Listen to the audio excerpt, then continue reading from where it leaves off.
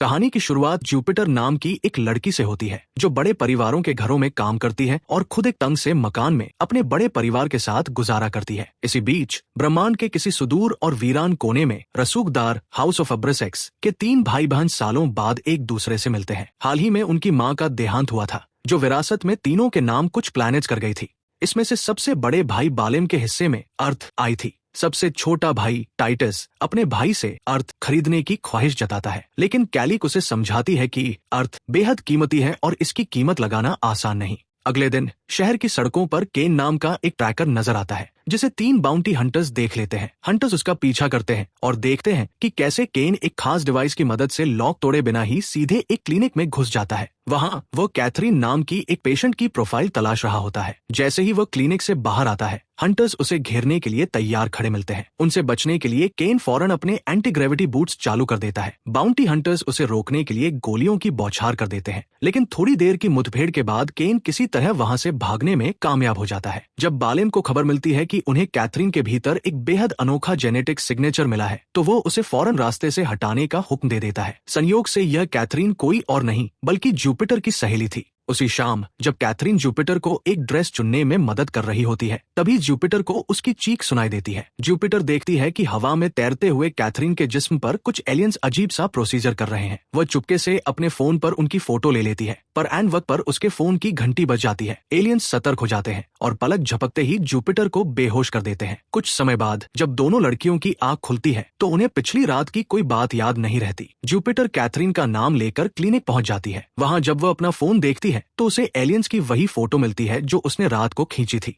तभी डॉक्टर उसे अंदर बुलाता है। जब स्टाफ उसे ट्रीटमेंट के लिए तैयार कर रहा होता है, तो जुपिटर को कुछ गड़बड़ होने का शक होता है और वो वहां से जाने की कोशिश करती है, लेकिन अचानक उसका शरीर हवा में उठने लगता है। दरअसल वो पूरा स्टाफ इंसानों के रूप में छिपे एलियंस का था। जब वे जुपिटर के डीएनए की जांच करते हैं, तो उन्हें यकीन हो जाता है कि वही असली टारगेट है जिसके पास वो अनोखा जेनेटिक सिग्नेचर है। उन्हें समझ आता है कि नामों के बदल जाने की वजह से उनसे ये बड़ी भूल हुई थी। एलियंस उसे खत्म करने ही वाले होते हैं कि तभी केन वहां धावा बोल देता है। वो सबको गोलियों से भून देता है और बेहोश होती जुपिटर को अपनी बाहों में उठाकर वहां से सुरक्षित निकाल लेता है। इसी दौरान एक स्टारशिप पर टाइटस को खबर मिलती है कि उसके ट्रैकर ने उस लड़की को ढूंढ निकाला है। वह उसे अपने पास लाने के लिए एक ट्रांसपोर्ट रवाना कर देता है। 12 घंटे बाद जुपिटर की आंख एक कमरे में खुलती है। वो घबराकर केन का हथियार छीन लेती है और उससे सच उगलवाने की जिद करती है। केन उसे समझाता है कि इस पूरे ब्रह्मांड में जिंदगी के न जाने कितने अलग अलग रूप मौजूद हैं, और खुद अपने बारे में बताता है कि वह एक इंसान और भेड़िए का हाइब्रिड है। वो ये भी बताता है कि उन छोटे एलियंस को कीपर्स कहा जाता है, जो उसके खास जेनेटिक मेकअप की वजह से उसे मारना चाहते हैं। अपनी बात का यकीन दिलाने के लिए केन उसे एक ऐसा डिवाइस दिखाता है जो पल भर में दीवारों पर पोर्टल खोल देता है। तभी टाइटस के स्पेसशिप से एक रोशनी की किरण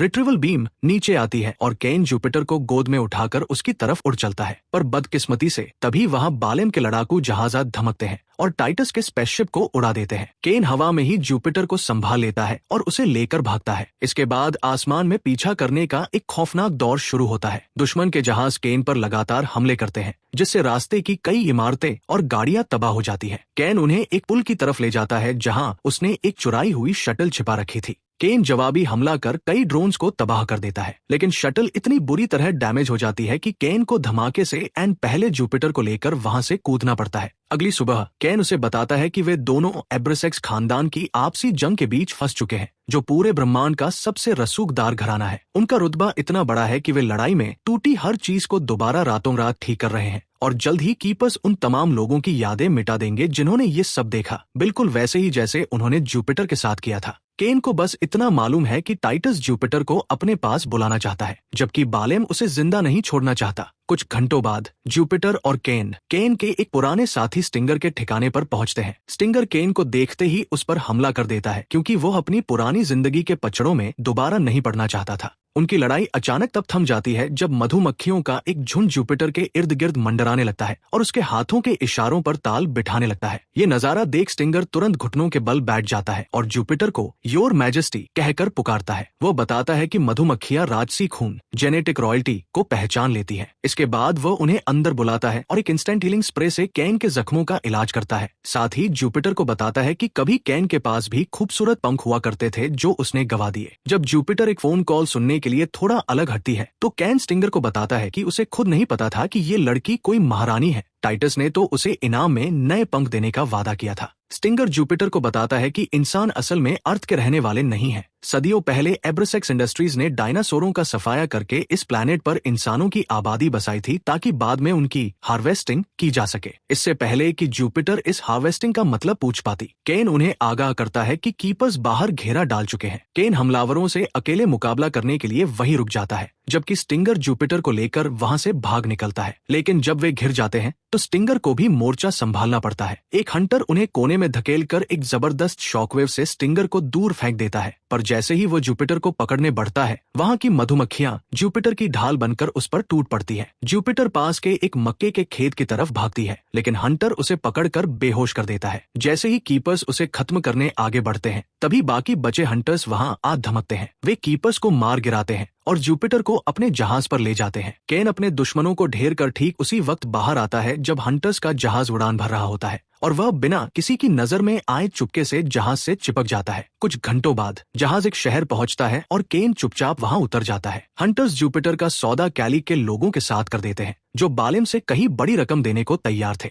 जब जुपिटर की आंख खुलती है तो वो खुद को एक अजनबी कमरे में एक बेहद खूबसूरत गाउन पहने हुए पाती है। कैली उससे मिलने आती है और जुपिटर को देखकर दंग रह जाती है क्योंकि वो हूबहू उसकी स्वर्गवासी माँ जैसी दिख रही थी। अपनी बात साबित करने के लिए कैलिक जुपिटर को एक मूर्ति के पास ले जाती है और बताती है कि जुपिटर उसकी माँ का ही जेनेटिक पुनर्जन्म है जिनकी 90,000 साल की उम्र में हत्या कर दी गई थी। इधर केन जुपिटर का सुराग ढूंढते हुए उस हवेली के अंदर घुस जाता है, लेकिन सुरक्षा गार्ड्स की नजरों में आने के कारण उसे उनसे भिड़ते हुए आगे बढ़ना पड़ता है। उसी वक्त कैलिक जुपिटर को एक खास पूल दिखाती है जो एक जादुई लिक्विड से भरा होता है। यही वो चीज है जो 14,000 साल से भी ज्यादा उम्र होने के बावजूद कैलिक को हमेशा जवान रखती है। ये वह यूथ सीरम है जिसे ये भाई बहन इंसानों की हार्वेस्टिंग करके बनाते हैं। वो जुपिटर को बताती है कि पहले अर्थ पर उसकी माँ का ही राज था, इसलिए उनके पुनर्जन्म के नाते वह अब खुद भी अर्थ पर अपना दावा ठोक सकती है। केन वहां पहुंचकर जुपिटर को ले जाने की कोशिश करता है, लेकिन जुपिटर कैलिक पर भरोसा करने का फैसला करती है और कुछ वक्त वहीं रुकने के लिए मान जाती है। इस बीच गुस्से में तमतमाया बालेम उस कमांडर को सजाए मौत दे देता है जो जुपिटर को पकड़ने में नाकाम रहा था और ग्रीगन नाम के एक खूंखार लड़ाके को उसे ढूंढने के काम पर लगा देता है। कुछ ही देर में स्टिंगर कैप्टन टर्नर के साथ वहां पहुंचता है। टर्नर पूरे ब्रह्मांड की सुरक्षा करने वाली एजेंसी एजिस के लिए काम करती है। वे जुपिटर को सुरक्षित तरीके से ओरोस प्लैनेट के कॉमनवेल्थ मिनिस्ट्री ले जाने का भरोसा देते हैं। जब जुपिटर आरामदेह कपड़े बदल लेती है तो केन उससे मिलने आता है और दोनों के बीच प्यार और सुकून के कुछ खूबसूरत पल बीतते हैं। आखिरकार उनका जहाज ओरोस पहुंचता है जो इंसानों का सबसे पुराना घर है। एक एंड्रॉइड जुपिटर को दफ्तरों के चक्करों और अंतहीन सरकारी लिखापड़ी के बीच ले जाता है,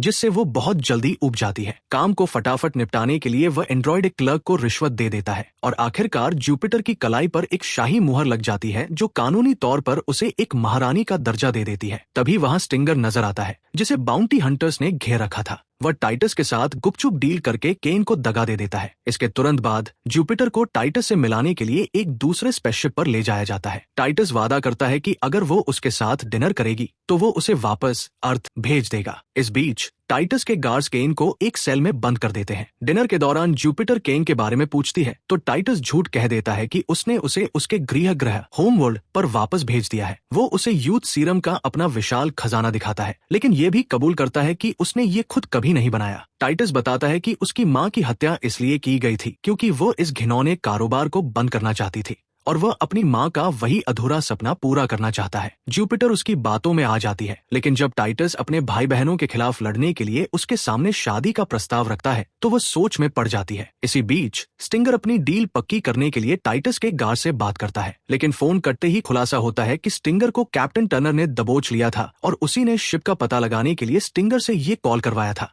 केन को टाइटस के सामने लाया जाता है जहां वह उसके झूठ का पर्दाफाश करता है। टाइटस अपना असली प्लान बताते हुए कहता है कि वह जुपिटर से शादी करने के बाद उसे मार डालेगा ताकि अर्थ की पूरी मिल्कियत उसके नाम हो जाए। इसके तुरंत बाद केन को स्पेस के खाली वैक्यूम में फेंक दिया जाता, लेकिन वह किसी तरह लात मारकर एयरलॉक का एक हिस्सा अलग कर लेता है। केन अपने बूट्स की मदद से अपनी हथकड़ी तोड़ता है और उस इमरजेंसी सुरक्षा गियर को लपक लेता है। इतने में वह स्पेसशिप पोर्टल के जरिए ओझल हो जाता है। खुशकिस्मती से एजिस का शिप एंड वक्त पर पहुंचकर केन को बचा लेता है। वह क्रू से कहता है कि उन्हें हर हाल में जुपिटर को बचाना होगा। वो स्टिंगर से मदद मांगता है, जिससे स्टिंगर को ये बताने का मौका मिलता है कि उसने टाइटस का साथ सिर्फ अपनी बीमार बेटी के इलाज के लिए दिया था, पर वह दिल से अब भी एजिस के लिए वफादार है। उधर अर्थ पर ग्रीगन छत फाड़कर घर के अंदर घुस जाता है और जुपिटर के पूरे परिवार को बंधक बना लेता है। कुछ घंटों बाद जुपिटर को शादी के आलीशान लिबास में सेरेमनी के लिए ले जाया जाता है। बाहर टाइटस का पूरा बेड़ा एजिस के हमले से निपटने के लिए शिप को घेर लेता है। केन और स्टिंगर कमाल की पायलट स्किल्स दिखाते हुए दुश्मनों से कड़ा मुकाबला करते हैं। अंदर जुपिटर के कदम डगमगा रहे होते हैं। वो बेदिली से शादी की रस्में शुरू करती है, लेकिन जैसे ही उसकी उंगली पर एक खास अंगूठी प्रिंट होने वाली होती है, उसे बाहर चल रही जंग की आवाजें सुनाई देती है। टाइटस जबरन उसका हाथ थामे रखता है, लेकिन तभी केन दरवाजा तोड़कर कमरे में दाखिल होता है। वह टाइटस पर बंदूक तान देता है और जुपिटर को सारी हकीकत बता देता है। केन भले ही टाइटस से हिसाब बराबर करना चाहता है, पर जुपिटर उससे बस वहां से दूर ले जाने की गुहार लगाती है। एजिस का शिप जुपिटर को वहां से सुरक्षित निकाल लेता है। इसके तुरंत बाद वे अर्थ पर कदम रखते हैं,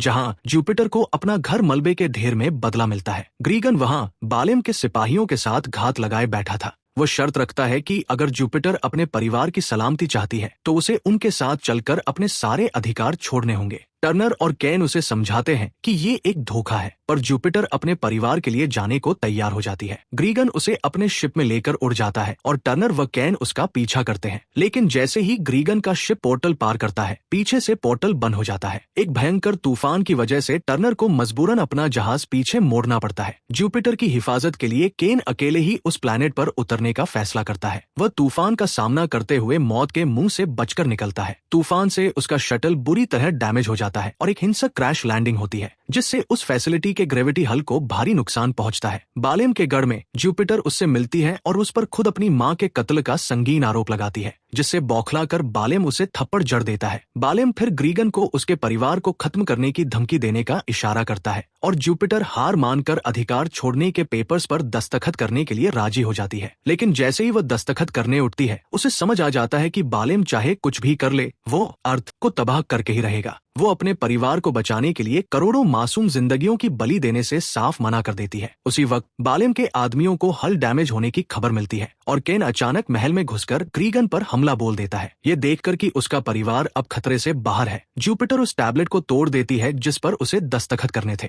गुस्से से बौखलाया बालेम उसे जान से मारने की कोशिश करता है, पर जुपिटर फौरन उसे लात मारकर पीछे ढकेल देती है। बालेम आग बबूला होकर अपने गार्ड्स को उसे खत्म करने का हुक्म देता है, पर केन ठीक उसके नीचे एक पोर्टल खोलकर जुपिटर की जान बचा लेता है। केन के वापस ग्रीगन से भिड़ने से पहले जुपिटर उसे चूम लेती है। इसके बाद जुपिटर अपने परिवार को लेकर बाहर भागने लगती है। उधर हल टूटने की वजह से हवा दमघोंटू हो जाती है और फैसिलिटी का स्टाफ भागने लगता है। बालेम जुपिटर पर घात लगाकर वार करने की कोशिश करता है, पर वह एक हथियार से उसके पैरों पर हमला कर उसे जख्मी कर देती है। पूरा महल बिखरने लगता है। केन और ग्रीगन की जंग जारी रहती है। एक तरफ जुपिटर और बालेम एक रेलिंग के सहारे खुद को गिरने से बचाते हैं, तो दूसरी तरफ केन आजाद होकर अपने फ्लोटिंग बूट्स पर जंग जारी रखता है। वह उस दानव के पंख जख्मी कर उसे नीचे गिरा देता है और आखिरकार ग्रीगन के गले के चारों ओर पोर्टल खोलकर उसे मात दे देता है। इसके बाद केन एजिस से संपर्क कर अपनी लोकेशन बताता है ताकि वे जुपिटर के परिवार को सुरक्षित निकाल सके। इसी बीच जुपिटर बाहर निकलने का रास्ता ढूंढती है, लेकिन चारों तरफ सब कुछ ढह रहा होता है। वो किसी तरह वापस महल के अंदर पहुंचती है। बालेम घात लगाए बैठा था।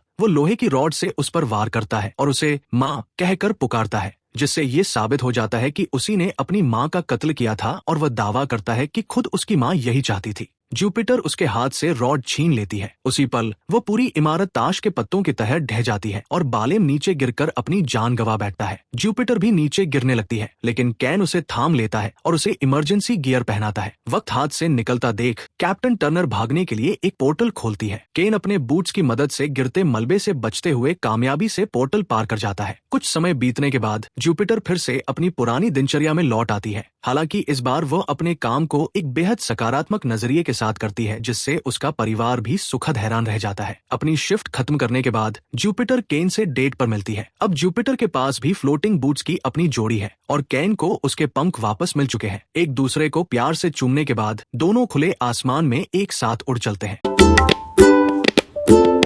Please like and subscribe.